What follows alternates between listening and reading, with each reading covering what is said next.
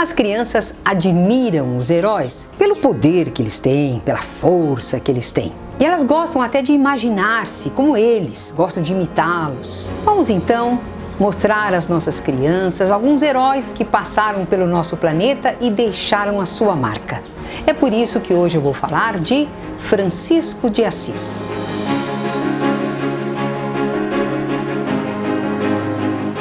Antes da gente continuar, eu peço a você que se inscreva no meu canal, dê um like no vídeo e me mande seus comentários. Eu gosto muito de ouvir a opinião de vocês. Eu comecei a falar de Francisco de Assis e já vi passarinhos por aqui na minha árvore. Olha, vocês estão ouvindo? Que gostoso! Há uma ligação direta entre Francisco de Assis e toda a natureza.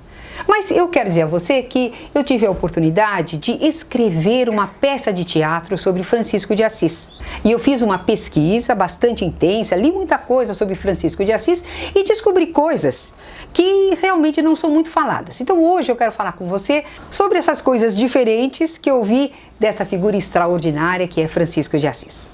Vamos começar a nossa história do começo. O menino Francisco nasceu numa família muito rica. O pai dele, Pedro Bernardoni, era o maior comerciante da cidade de Assis. Então esse menino viveu com todas as coisas boas de seu tempo e cresceu.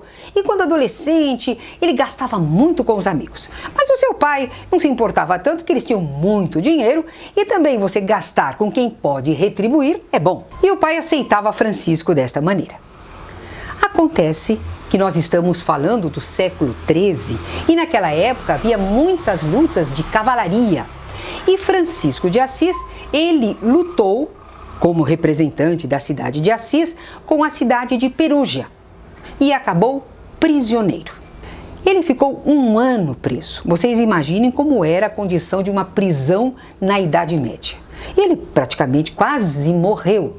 Seu pai conseguiu trazê-lo de volta e ele ainda ficou 1 ano na cama, se recuperando do sofrimento da prisão. Acontece que depois dessa experiência marcante na vida dele, ele passou a ter um comportamento um pouco diferente. E começou a questionar com o pai os maus tratos que eram dados aos criados, aos empregados. Ele às vezes ia nas terras deles, que eles tinham fazendas, eram realmente muito ricos, e fazia coisas que contrariava profundamente o pai. E dava muita coisa deles para os empregados, para os servos, e a situação foi ficando cada vez mais conflitante. A um ponto de Pedro Bernardoni exigir um julgamento em praça pública do seu filho. O seu filho teria que devolver tudo o que ele gastou e corria o risco de ser deserdado. E para a surpresa de todos, o jovem Francisco devolveu tudo ao pai, inclusive a roupa dele, que era uma roupa muito elegante, porque ele era um jovem rico. Devolveu tudo para o pai, disse que ele não queria mais nada, nem o nome de Bernardoni. E aí, para a surpresa de todos, ele nu, só foi protegido pela capa do bispo que estava fazendo o julgamento, começou uma nova vida. Os amigos se juntaram a ele e ele começou a fazer um trabalho de apoio às pessoas que precisavam.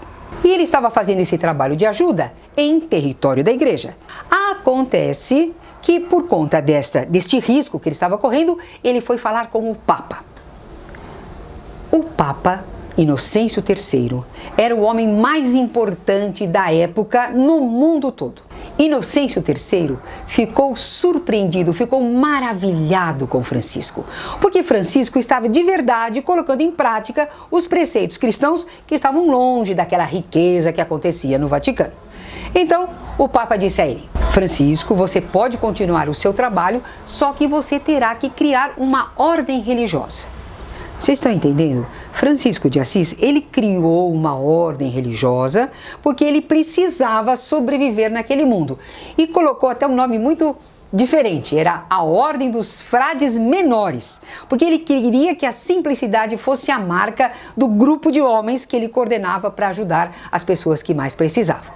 Muito bem, o movimento foi crescendo, até que o novo Papa pediu a ele que ele, Francisco, fosse conversar com os muçulmanos. Lembra, essa época é a época de cruzada, então os cristãos brigavam com os muçulmanos e Francisco foi o ser mediador entre cristãos e muçulmanos, o que mostra uma abertura extraordinária no pensamento de Francisco. Ele conversou com o sultão muçulmano, assim, de igual para igual, de irmão para irmão, lembrando bem que Deus não tem religião, que o importante é que eles eram irmãos. Mas enquanto Francisco conversava lá com os muçulmanos, querendo terminar a cruzada, o que fizeram as pessoas da igreja? Fizeram com que a comunidade dele passasse a viver num convento, pois ele vivia com seus amigos ao ar livre, ele não tinha nenhuma proteção, ele ia onde precisavam de ajuda e iam ajudando. E agora a coisa mais incrível na história de Francisco, eu sei que há pessoas que sabem, mas na minha pesquisa eu me surpreendi, é que quando Francisco volta das cruzadas e vê que o grupo de homens que ele tomava conta estava instalado no convento, ele saiu da ordem dos franciscanos. Vocês já viram isso?